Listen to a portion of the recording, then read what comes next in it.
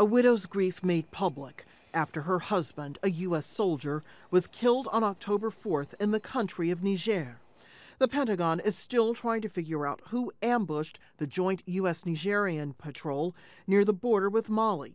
9 soldiers, 4 American, 5 Nigerian, were killed. And the loss of our troops is under investigation. We in the Department of Defense like to know what we're talking about before we talk.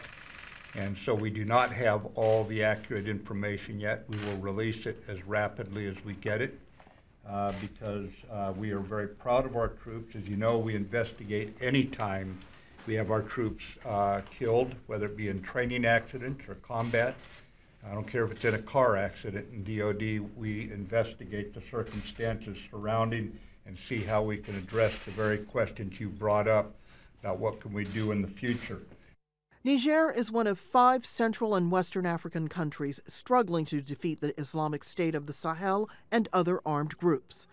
The U.S. has been worried about that threat for years.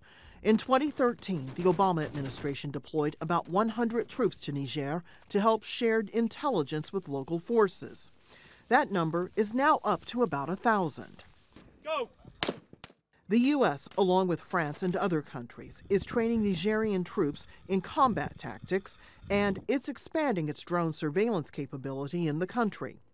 But unlike France, the U.S. doesn't have fighter jets or attack helicopters in the region, equipment that some observers suggest could have prevented the ambush. One expert says this isn't the time for U.S. officials to point fingers. I think it would be much more helpful if what were to happen now would be to talk about, well, let's look at this training mission that we have in Niger. Is this an effective thing that we're doing? Are we actually helping Niger? Do we just need to do more? More of what? Or maybe we just need to be doing different things. That, I think, is the debate that we absolutely need to be having here. The U.S. military is now investigating how the ambush happened and what can be done to better protect U.S. forces in the field. Whether its findings end the growing questions about the U.S.'s reasons for being in Niger or anywhere else in Africa is speculative. Rosiland, Al Jazeera, Washington.